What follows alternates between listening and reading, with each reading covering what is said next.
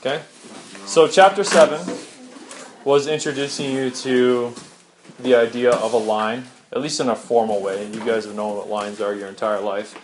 But now you started looking at lines in a more mathematical way, right? So you studied 3 different ways of writing the equation of a line. What was one of those ways? Slope intercept. Someone else. Number 2.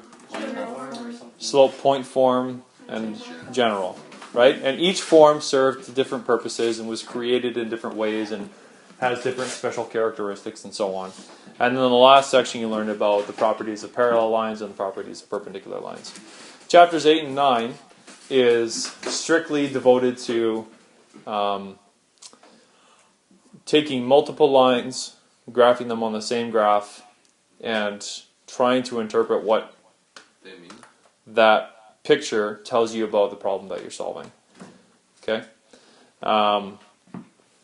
So, chapter 8 does that graphically, and chapter 9 does that algebraically. But they're pretty much about the same thing. In fact, depending on how time goes, I might just take chapter 8 and chapter 9 and put them all on one test.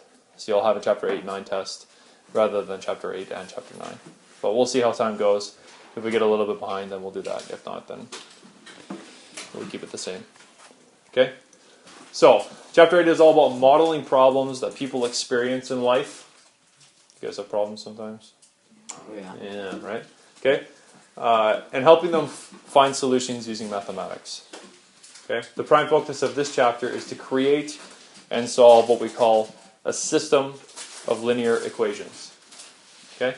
So by now you should know what a linear equation is. I sure hope so, at least. It's an equation whose graph is a what? Line. What kind of line? Straight line, right? So linear relation or linear equation, when you graph it, it's a straight line. Okay?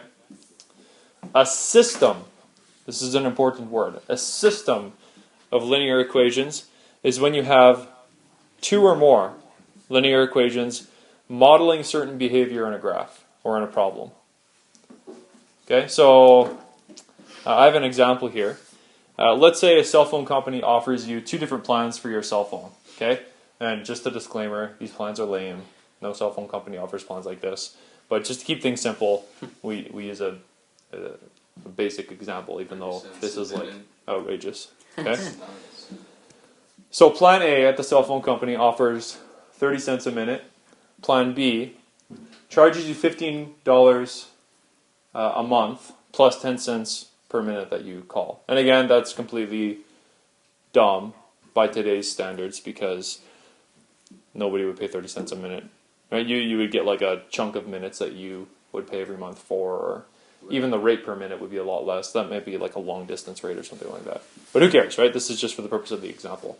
Okay, so plan A, 30 cents a minute. Plan B, $15 up front plus 10 cents per minute for every minute of call that you make.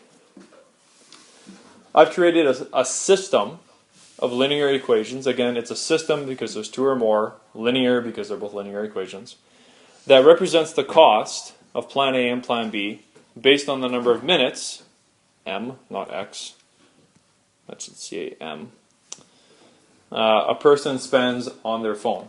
Okay, so plan A, you can kind of get an idea of why the equation is written this way. C equals 0.3 times M. That's cost equals 30 cents or $0.3 times M, the number of minutes spent phoning people. Right? Plan B is a similar structure. It starts with C, right? The cost of plan B is dependent upon 15 or $15 plus 0.1 or 10 cents per minute. Right? So you can get an idea of why those equations are written the way they are. They're not just arbitrary numbers and letters. They have meaning, they have purpose in context of the problem. So these equations together create a system of linear equations. Again, why is it called a system? Because there's 2 or more. Okay, and they're linear because they're both lines when they're graphed. So think about it. Which plan would you choose? Plan B. Plan B? Why? Because it costs less. Does it? What if I call only 1 minute in a month? Make a call that's only 1 minute long. What plan is going to be better? A. So it depends on the minutes. It depends on how long you spend on the phone, right? If you spend a very short amount of time on the phone, probably plan A is going to be your best bet, right? But if you spend a really long time on the phone, likely plan B will be the better bet. The big question is, when is that changeover, that crossover between plan A being better to plan B being better? Get the idea? Right? And this is an important consideration when you're buying a cell phone plan. Right? Each plan offers different features based on your usage, based on how many minutes you spend on the phone, based on how long you spend on the internet. Right? You have to kind of estimate how long you're going to do those things or how much time you're going to spend doing those things. And based on that estimate, you have to pick the appropriate plan. Right? And cell phone companies know that, and so they create models or they create plans for you to choose from based on your preference. So, some of you said plan A, some of you said plan B. Who knows which is best, right? It depends on your usage. This graph shows both of those lines on a grid. Okay, so here's plan A, right? You can see it's less than plan B up until how many minutes? About 23-ish, or I don't know which one's minutes. Minutes is down here on the x-axis. Cost is on the y-axis. It's like 75. So around 75. Okay, and after that point, plan A becomes more expensive. Plan B starts out more expensive, but as time goes on, it gets cheaper Much smaller. than the other guy. The big question is, what is that point exactly? 75. 75? Are you sure? I don't know. Maybe. I don't know, it almost looks What is that point You exactly? can put in the almost cost. looks like 76. Oh, Okay. this is where the calculator. So, turn the page. Right? So this point that we're talking about here, this changeover point, that's called, it's a point of intersection, and it's called the solution. That's a very, very important word. Solution of the system. Okay? So if you're asked to find the solution of a system or to solve a system, you are looking for Where the they- point at which two lines cross. Am I clear on that?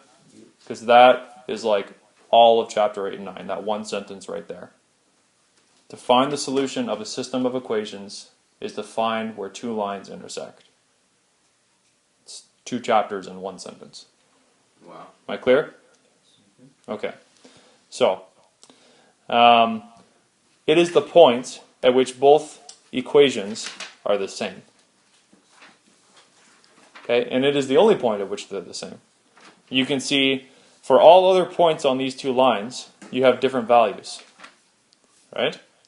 But at this one specific point there, they share the same value. They are the same at that point. The cost for either plan is the same at that point, and then they start to become different as the number of minutes increase. Clear so far? Yes. To solve a system of equations means to find what point? Point of interest. The point of intersection. Thank you. Okay? How do you do that? How do you do it exactly, rather than being like, yeah, it's kind of like 75 and 25 or 23-ish? How do you find it precisely?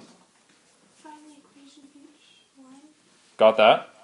And then punch them Graph into the it. calculator. Use the trace button. Good. Well, you know, that's good. Okay? There are 3 ways, well, there's more than 3 ways, but there's 3 ways you're going to learn how to do that in this class. Right? Chapter 8 is devoted to the easiest of those ways. Graphing. Okay? It's pretty simple. Take your calculators out.